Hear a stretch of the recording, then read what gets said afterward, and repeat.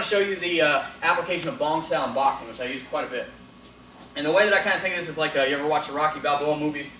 How does he box? He's here, right? And prior to learning Filipino Chinese martial arts, okay, this is a bait for me because I'm shorter. I like to get inside and use weaving and uppercuts and hooks and all that, and I still do. But when you're doing this kind of a thing, right, what I'm doing is I'm trying to account for somebody coming through this hole. So my hand will drape down so as it comes through, bang, right? It sets me into doing my weaving and my uppercuts because I'm here and he's trying to shoot through, right? I'm trying to bait him through that hole.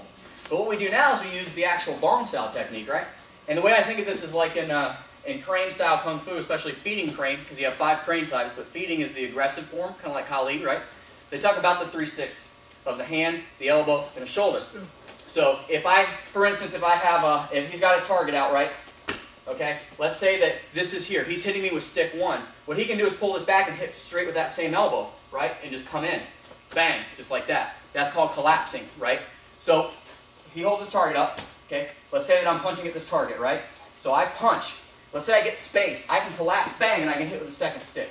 Or I can hit from the second stick to the third stick and hit with the shoulder.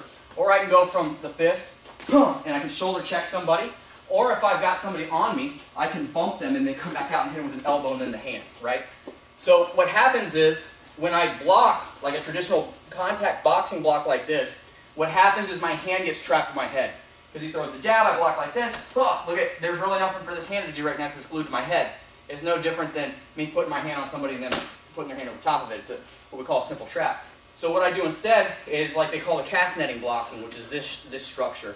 And it's like a hooking structure, a forearm structure, an elbow structure, or a Bong Sao structure, right? So as he comes in with that punch, if I come down like this, look at how when I block like this, my hand is not occupied. I'm here, I still can strike over top of it. So it's giving me a way to block and to also be non-committed. So as he throws the shot there, if he throws the other punch, boom, there's that Bong Sao. See that? And look at how it looks like this, okay? That is a 20th century, 2012, 13 Bong Sao, okay? This was back in the days when people were doing this kind of stuff, right? So if we were all open, it would all be equal because we'd have to close the same distance, right? But for me to be open like this and him to have his hands up, I'm going to get knocked out because he's too close, too fast, because there's so small of a distance, right? So the Bong Sao looks like this. So if I throw a jab, he pulls it down, he throws that cross, see that? I can block this way. But what that does is it gives me the ability, one, I can use it like a gun tank and hit his hand. But also, I have this hand free. So this hand can actually come out and clear. Or if he just threw that jab, and I slipped it, I could come through with a back fist overhand combo, right? Or as I'm using this, I can be slipping through, right? Just like in that mechanic. So as I'm here, I can be covering this way, coming through like that, right? It works great when you're kind of, you know, I throw the jab, he comes over top of the jab, right? And I got no other option. He comes with the next punch, right? Right? And as he's coming through, I'm using these kinds of techniques, right? So this Bong Sao works great. Use it a lot. Right? And I'm just clearing things out with this elbow. Yeah. Ideally, I should be able to have this hand up, this hand down, and give a realistic defense this way, right? Because I'm covering my jawline.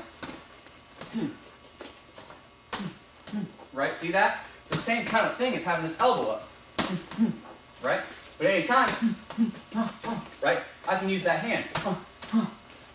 Right? Or he throws that punches, right? See? And I can use this as a body back fist as I slip. I don't want to do this so I'm open, but I can slip and hit. Or as I'm here like this, he throws that, right? It sets me in. Right?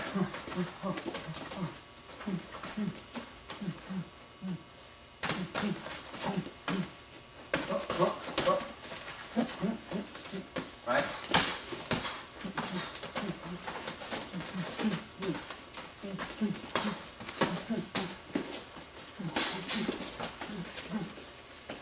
So see how I'm just using it as I'm zoning?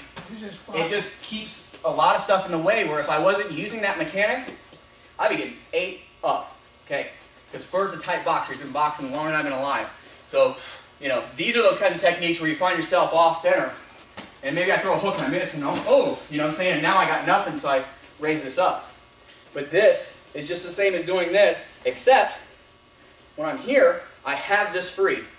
Right? I have the ability to come here. And if for some reason I block like this and he hooks me low to the body, I can always drop So hook low on the other side, right there. Yeah. I can always drop my elbow. See that? So I'm here, I'm here, I'm here. He hooks low with your right hand. See that? I can always drop that. Right. And come through this way.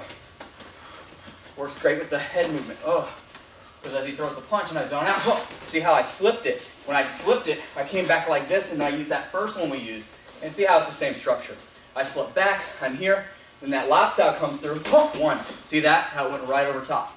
Okay? So it works, it can actually work in boxing. You just gotta work it in boxing, you know? That's the whole point. And then you just build it from there. Okay?